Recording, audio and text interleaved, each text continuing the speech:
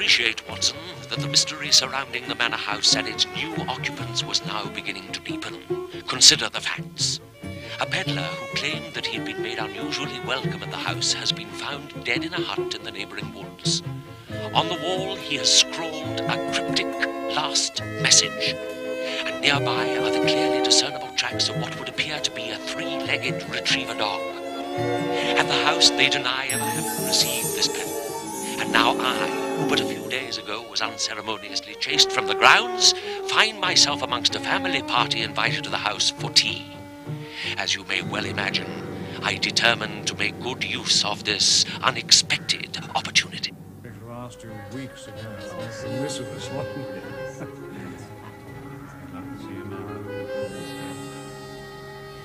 We would have extended an invitation long before this, Mrs. Holmes, but I'm afraid I'm unable to entertain as much as I would wish. My wife suffers from poor health, alas.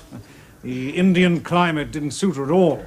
I do hope, Mrs. Turnbull, that today will not prove too much for you. Oh, no. It does me good, now and again, to see new faces. We felt we should take an early opportunity of meeting you, Mr. Holmes. After all, we have, I'm told, albeit unintentionally, usurped your position in the neighbourhood. We were both so sorry to hear of your parents' misfortune. We don't talk about it, do we, Sherlock? No.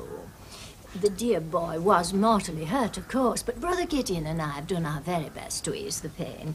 We've quite taken him to our hearts, haven't we, Brother Gideon? Oh, indeed.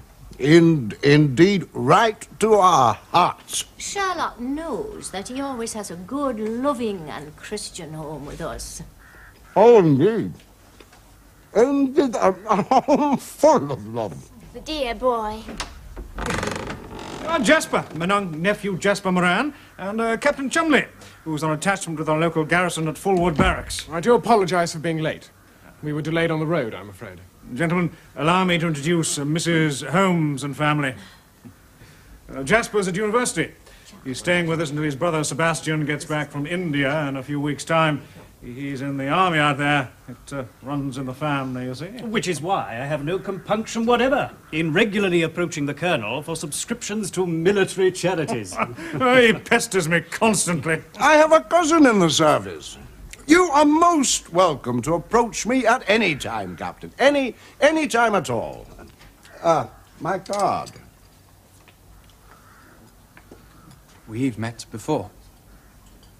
Yes, I know. So sorry I set the dog on you. I thought you were one of the village lads, prying around up here. We are plagued by poachers. You must be, if they come in broad daylight with portmanteau in their hands. A fair point. Jasper can be a little over-hasty at times. Sherlock had no right to be there. Oh, no right at all. I said so. I said so at the time. I said, you have no right to be there. I'm very well versed in the laws of trespass. The law is my profession, Colonel. Ah. Perhaps I might leave you my card. Perhaps Charity would like to perform that little pianoforte piece she promised us. I say, that sounds a splendid idea. Then perhaps, Chumley, you might escort the young lady to the pianoforte yourself. Charmed. You won't mind, I hope, Mrs. Turnbull, if I replenish my plate. Only having been brought up never to waste God's good time, I endeavour, whenever possible, to replenish mind and body simultaneously. Absent friends.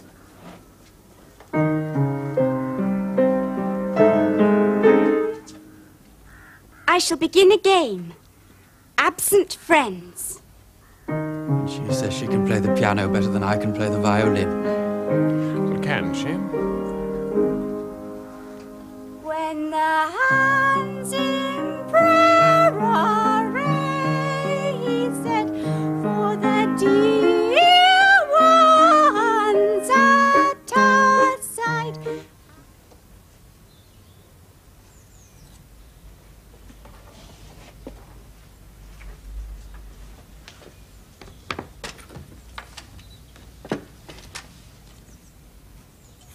Well, Charlotte, what news of the Holmeses across the Channel? Not good. They are apparently not even contemplating a return to this country in the foreseeable future. As far as his grandmother knows, they are still intent upon continuing their travels. And what then is to happen to Sherlock should they do so? It would appear that he's to stay where he is. And are we supposed to tell him that? Are we to show him the letter or anything? His grandmother says that she will leave that decision to my own good judgment. Poor Sherlock. Away, away, 'tis a bright summer morn. Away, away, away, 'tis a bright summer morn. Away.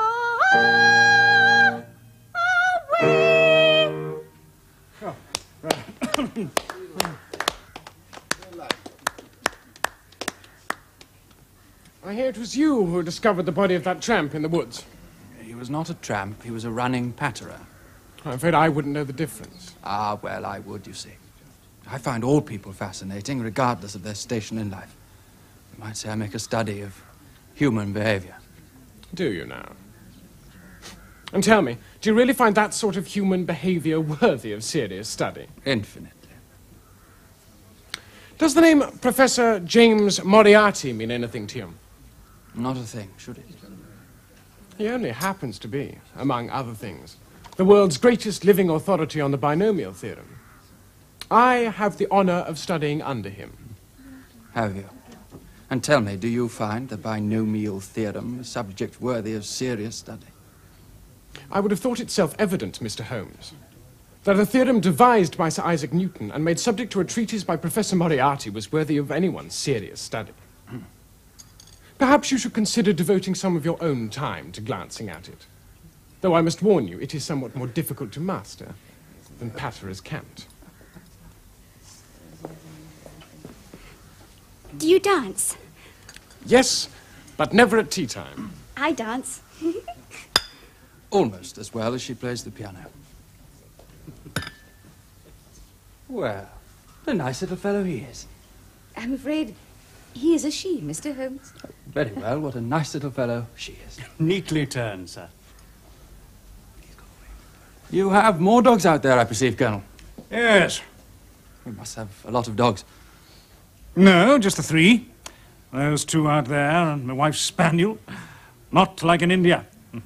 Oh, my coach has returned for you, Mrs. Holmes. Well, hasn't the afternoon flown? Tempus edax rerum, Colonel.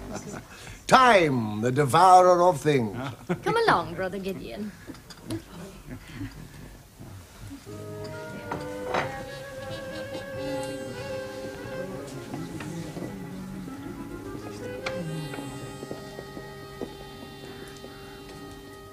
So, John, why is Colonel Turnbull concealing a dog?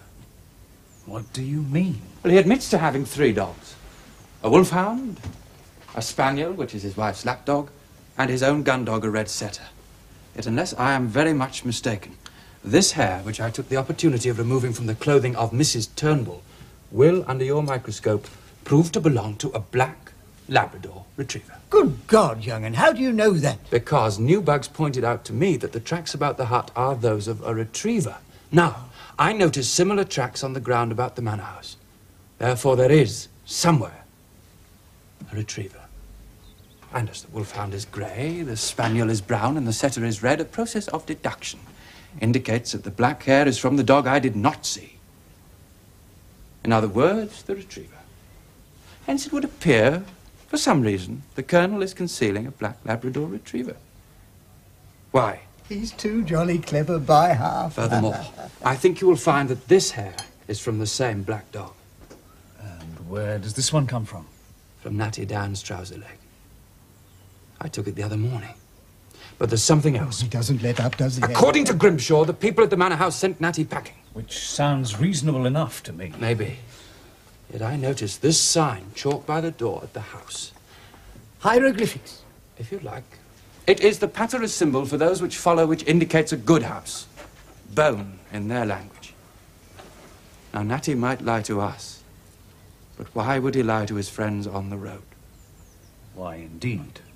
I admit that that is curious. But you don't know for sure that Natty Dan made that sign. It's purely circumstantial evidence. And as Henry Thoreau has written, Dr. Sarbutts, some circumstantial evidence can be very strong, as when you find a trout in the milk.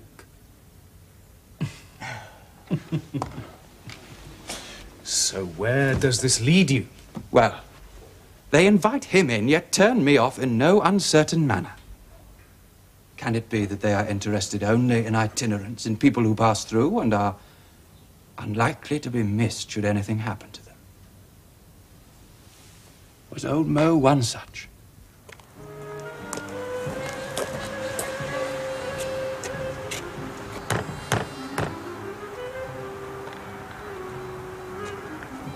No, please. No, thanks, please. Come on, away, come on.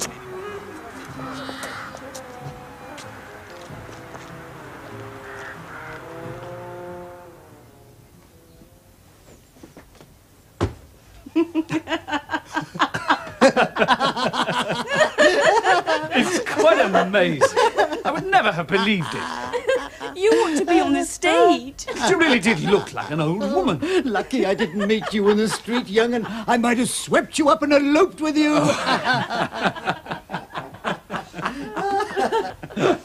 Well, at least we know now that their interest does not extend to all itinerants.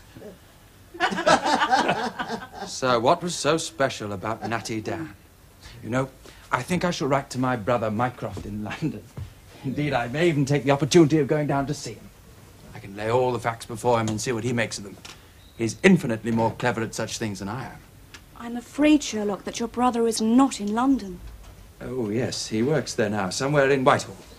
Yes, but at the moment he happens to be in France. This letter came from your grandmother. She and I became quite close to each other when she was over here last. We could speak French to each other, you see.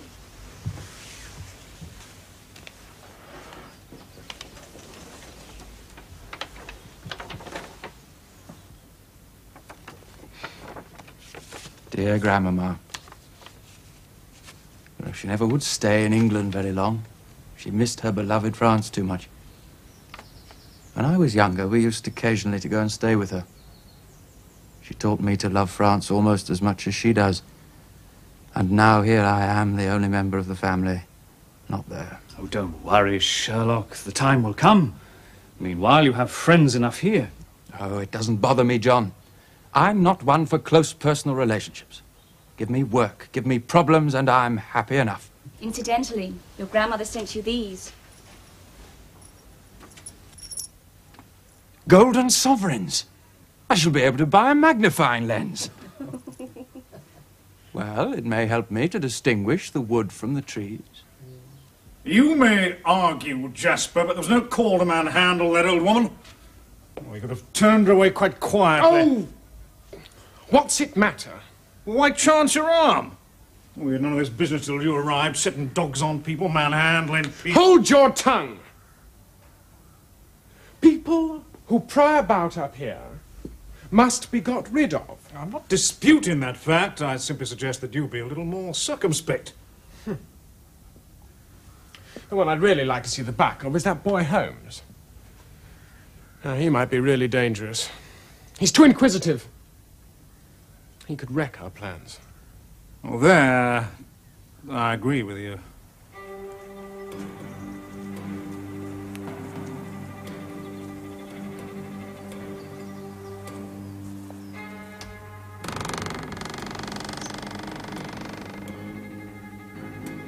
Where is everybody? They all went out in the carriage, sir. No, that was hours ago. They have not yet returned. But the gypsy man is here again. He has another body. Oh, we don't want any more. Now, you tell him we don't want any more. We have enough. Savvy? Oh. Yes, sir.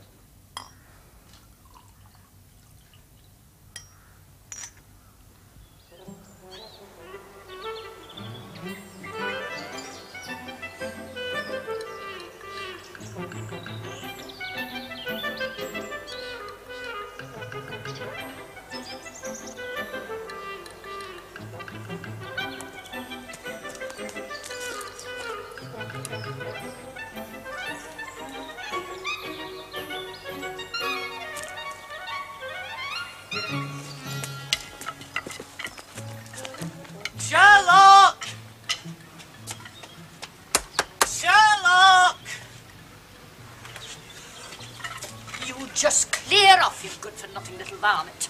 Master Sherlock is not here. A body, missus. Another body. Another body in the woods.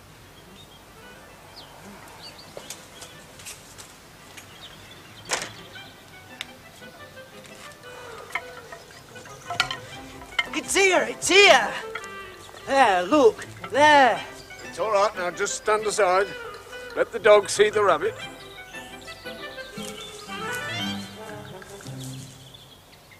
Good heavens, sir. It's that boy Holmes. What? It simply will not do, Sergeant. Where is the obsequial eloquence in good heavens it's that boy Holmes? What in heaven's name are you playing at? Oh, no, you don't. It's taken the pair of you to rig up this little trick, and that's a certainty. No, Sergeant, I do assure you, he had no part whatsoever in my little deception. I'll show you what he found.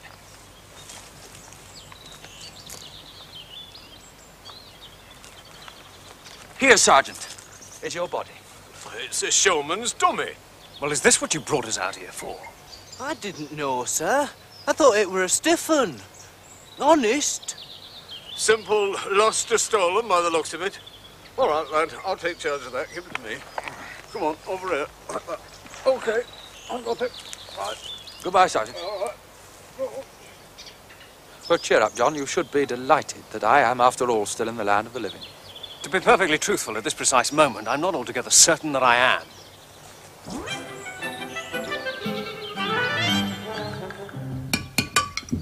Stupid prank boy. Infantile. Ghoulish. And infantile.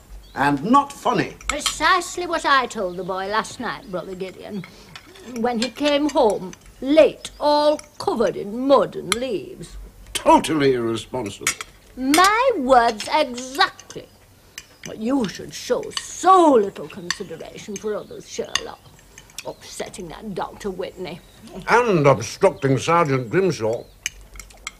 I'm very sorry, Aunt Rachel. But I would never have told you but for the fact that I considered that honesty would, in this house, be the best policy.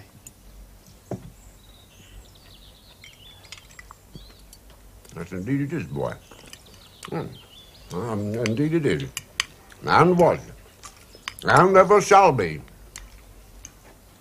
We are none of us, I hope.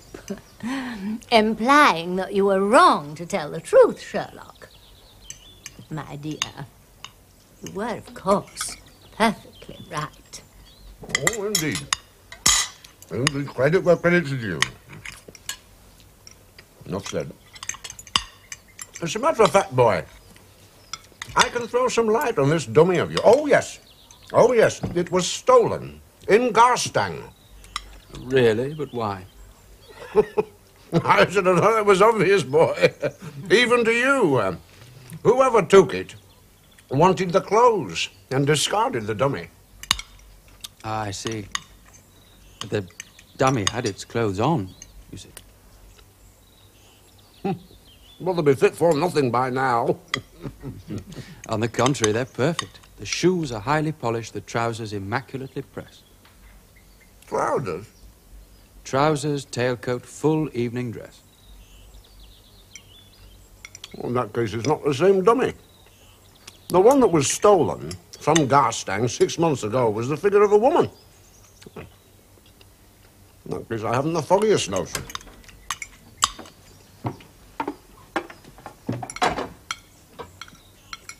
Excuse me, Mum. Sergeant Grimshaw's here to see Mr. Sherlock. Now you're for it. At this hour? Is the man mad? Sit down, Sherlock. Mrs. Cunliffe shall tell Sergeant Grimshaw he may wait in the kitchen until you're ready. Yes, Mum. Finish your breakfast, Sherlock. And don't rush it.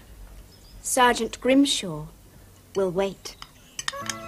That looks in a especially mouth-watering pie, Mrs. Cunliffe.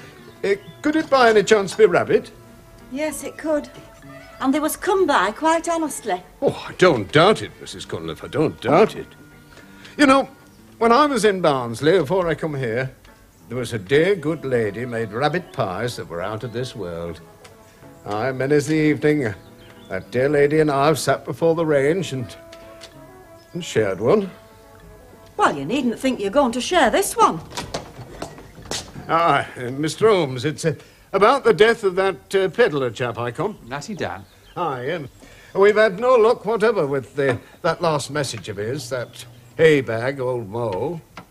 Our inquiries have revealed no trace of a woman or anybody with a name even vaguely resembling old Mo.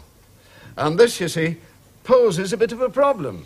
Really? How's that? Well, if we can find no relatives nor no one to come forward, he's to be buried on the parish, and they don't like that. It costs money.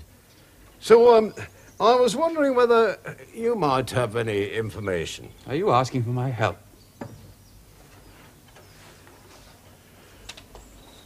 I'm advising you against withholding information, Mr. Holmes. I have none. You're quite sure of that? I'm absolutely certain. Yeah, well, we shall see. Perhaps you should ask up at the Manor House. I don't quite follow you. In which case, Sergeant, we are left with no alternative but to follow our separate courses. Sergeant. Opinionated young boy. I do wish you'd stop drinking that stuff. Very well. I can take it or leave it, you know. It's only the tension. We're getting close, aren't we?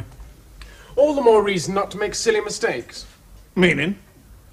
Turning that dummy away, for one thing. That was an extraordinarily silly mistake. Not half so silly as inviting that peddler fella in. That brought the police sniffing about up here. The peddler provided us with invaluable information which we could have acquired in no other way. And anyway, there wasn't the slightest risk involved. Or wouldn't have been, had you not been drinking this stuff and allowed that damn dog to escape. Now, you listen to me, you cocky little whippersnapper. Oh, do stop arguing, the two of you. You're getting on my nerves. So we're getting on Madame's nerves, are we? Well, Madame shouldn't be lolling about down here listening to us. Madame should be back up at work. Work? You talk to me of work. I do more work than any of you. I work from morn till night, day in, day out, and have done all these months. It's all work, nothing but work. Work, work, work, work, work, until I think I'll go clear out of my mind. You damn fool. Now see what you've done. Drunk or sober, you are a brainless menace. I will not tolerate such unseemly behavior. You will compose yourselves, and you will return to your work immediately. Yes, well,